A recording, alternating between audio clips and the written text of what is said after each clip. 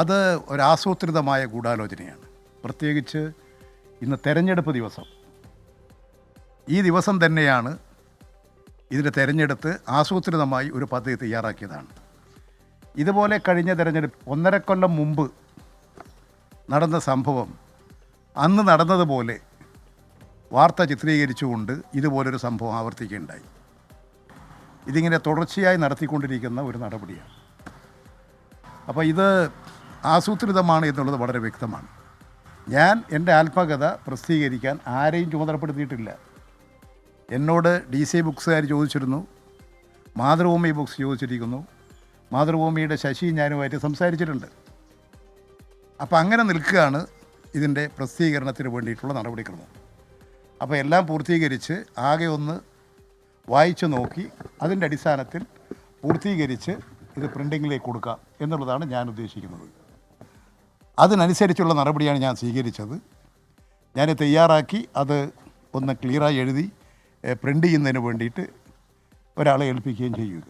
അതാണ് ഇതുവരെ ഉണ്ടായിരുന്ന നടപടിക്രമം. ആരാണ് ഈ ഗൂഢാലോചനയ്ക്ക് പിന്നിൽ? അതാണ് അത് അന്വേഷിച്ച് കണ്ടെത്തേണ്ട കുറേ കാര്യങ്ങളുണ്ട്.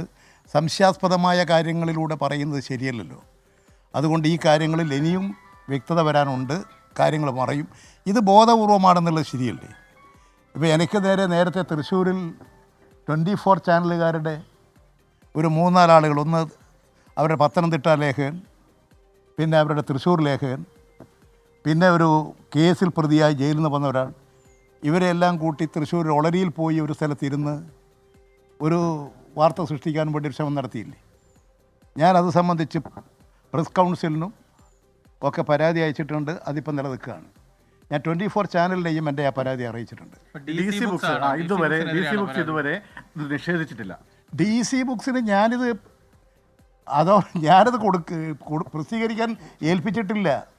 അവർക്കെതിരെയാണോ DGPക്ക് പരാതി? അവർക്കെതിരെ കൂടിയാണോ DC? അല്ല, ഇത് പ്രസിദ്ധീകരിച്ചത് എങ്ങനെ? ഞാൻ ആരെയും അധികാരപ്പെടുത്തിയിട്ടില്ല, ഞാൻ ആരെയും ചുമതലപ്പെടുത്തിയിട്ടില്ല. അത്തരം ഒരു കാര്യങ്ങളെക്കുറിച്ച് അടിസ്ഥാനരഹിതമായ നിലയിൽ ഇപ്പോൾ വാർത്ത വന്നിരിക്കുകയാണ്.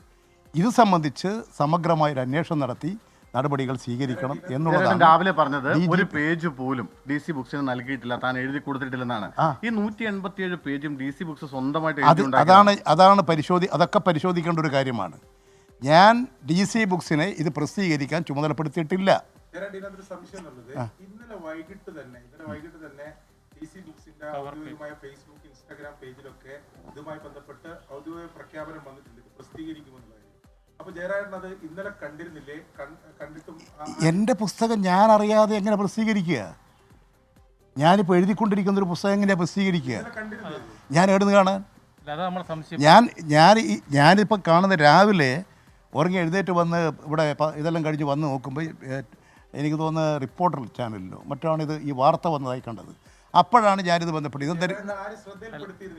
ഇല്ല, കാരണം എനിക്കിത് സംശയം. രാവിലെ തന്നെ അവരുടെ ഫേസ്ബുക്ക് പേജിലുണ്ട് ഒരാളും പറഞ്ഞില്ല, ഒരാൾ എൻ്റെ ശ്രദ്ധയപ്പെടുത്തിയിരുന്നില്ല, ഞാനത് കണ്ടിരുന്നില്ല. തികച്ചും തെറ്റായിട്ടുള്ളൊരു നിലപാടാണ് DC ബുക്സ് സ്വീകരിച്ചത്. എങ്ങനെയാണ് എൻ്റെ അനുവാദമില്ലാതെ അവർ ഇത്തരം എൻ്റെ ആത്മകഥ പ്രസിദ്ധീകരിക്കുക? ഞാനല്ല പറഞ്ഞത്, ഇത് പൂർത്തിയായില്ല, ഇപ്പോൾ എഴുതിക്കൊണ്ടിരിക്കുകയാണ്.